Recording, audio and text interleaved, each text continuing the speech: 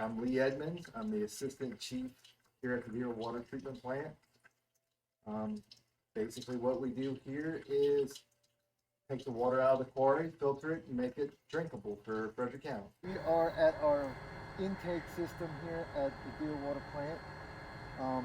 Those three buildings have the pumps in them that pump the water up to our plant. The water gets pumped there. It goes through these lines right here and goes up into the plant. As you can see, this is where we get our water out of the quarry. The water is nice and clean. We don't have to worry about mud from rain and things like that because it's all pretty much held in a rock.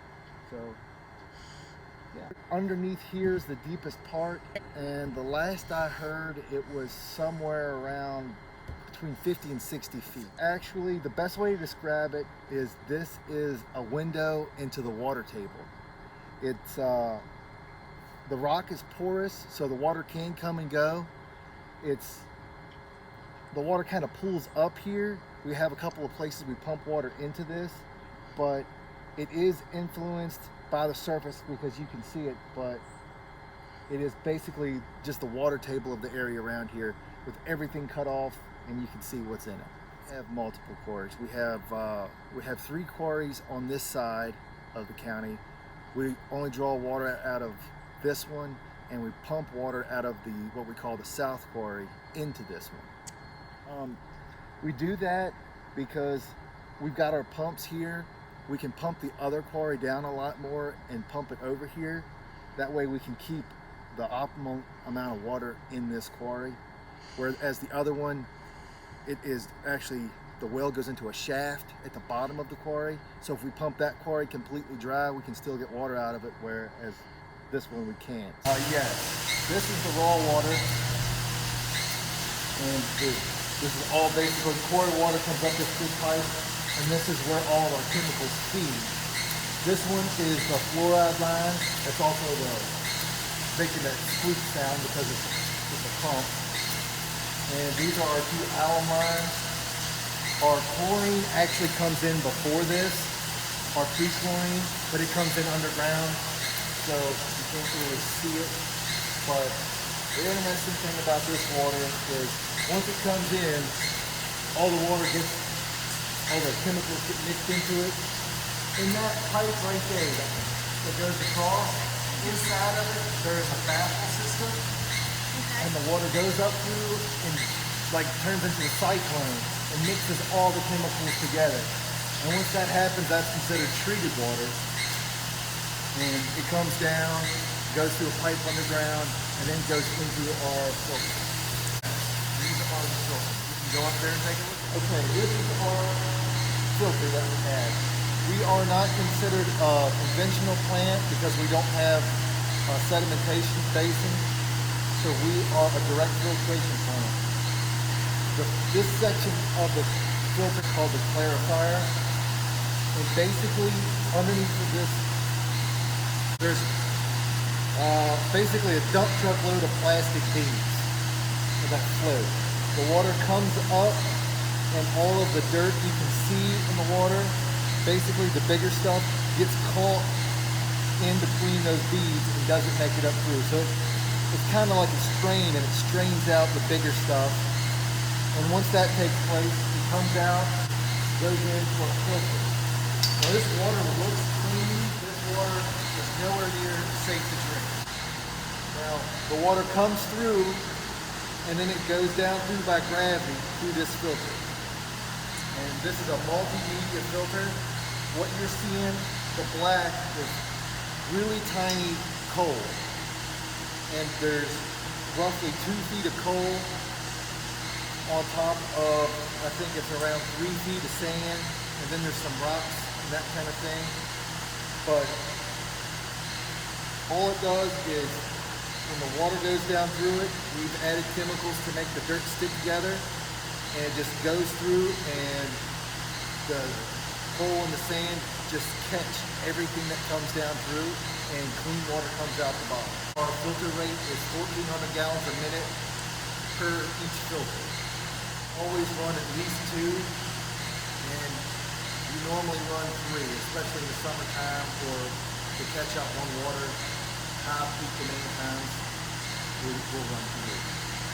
Once it goes out the bottom, it runs down the tank, and I don't know if you can see it out the window, but it goes into that giant tank out there.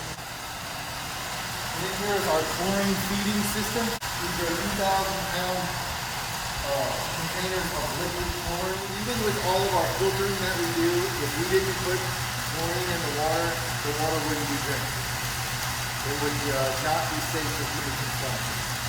Because even when the water goes in clean, there's a lot of other things that can go on. We disinfect the water, we don't sterilize it. We can't kill absolutely everything in the water. So we can't filter everything out of the water, where we can get, I think it's 99.9999%.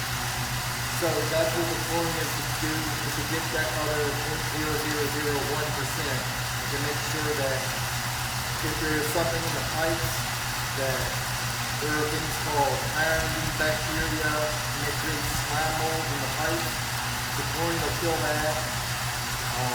There's a lot of things that go on in the distribution system that chlorine actually keeps the bad things from happening. It's required that no matter where you go in the system, the farthest dead end has to have a chlorine residual. The minimum chlorine residual is 0.02. The reason that is because if you have a free chlorine residual anywhere in your line, that says that the chlorine has eaten up everything that could be hazardous in there, any pathogens, and still has some left over. So you know everything's gone. If you had a 0, you couldn't be sure if there was some that made it through. As you can see, there's our tank. That's our finished water tank. It holds 2 million gallons of water. And there's the pump house, which we're going to go drive down. Down here is our pump station, and what this does is there's 5 sets of pumps in here. 3 of them are what we call finished water pumps, and they pump the clean water that we filtered out of that tank out into the distribution system. And there's 3 of them. We normally only run 2, and we have a 3rd one as a backup. Sometimes, like now, we can run 3, and we're running 3 right now. And the other pumps in here are backwash pumps, and what those do is they actually pump water backwards up the hill, and that's how we clean out the filters, is we pump water back up through to get the dirt out, and then it goes down into these waste ponds. And in this pond, these ponds here, the water flows down, goes in one pond, there's a thing underneath that goes to the other, and then they go back, the water goes back into the quarry.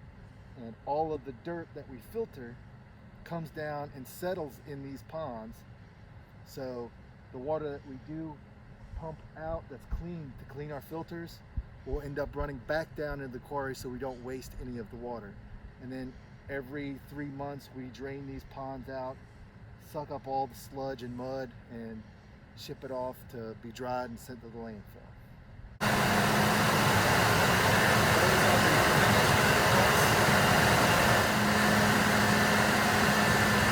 Every day, pretty much twice a day, we check the alkalinity and hardness. And we want to make sure that it has some hardness in it, because hardness is a kind of a telltale sign that your water isn't acidic. And the alkalinity, that has a lot to do with how our chemicals work. There's a lot of chemistry involved in the alkalinity and the alum and the polymer, but to simplify it all down, our chemicals work best with alkalinity over 200, and ours is constantly between 220 and 250. So our chemicals are working pretty much at the optimal rate. This is where we check our pH. This is one of the more important tests we do. Along with the alkalinity, this tells us that our water is not acidic and that our chemicals are working correctly. And if there's a change in pH, we can adjust chemicals if need be. And it lets us know that if there's something wrong, this is one of our first indicators. and it's federally mandated that you gotta do it every 2 hours that the plant is in operation. We try to keep it above 7 because we don't want it to get acidic.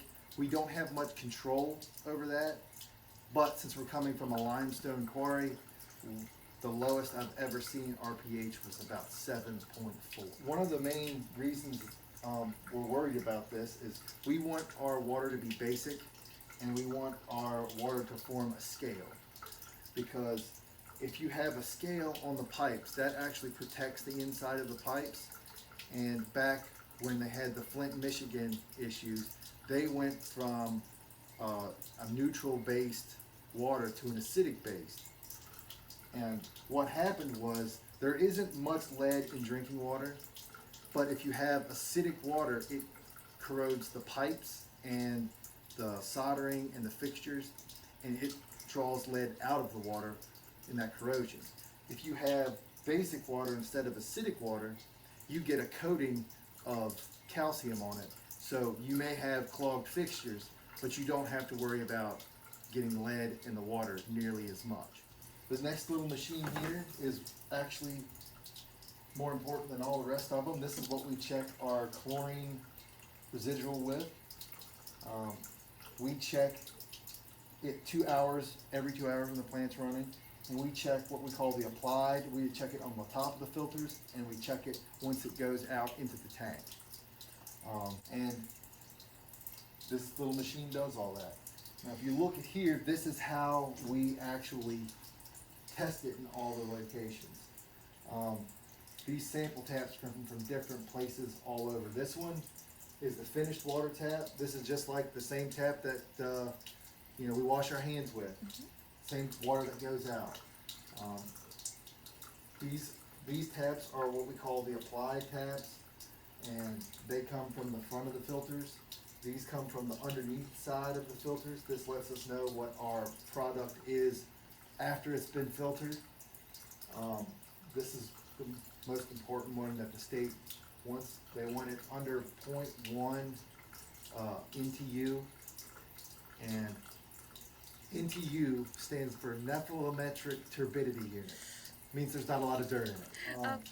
And we test over here, we actually, is our turbidimeter, and we check all of these taps for the turbidity. And this is a raw line. We check it for turbidity too and pH. We check it when it comes in to see how much dirt's in the water. We check it once it goes through the clarifier to see how much we've taken out.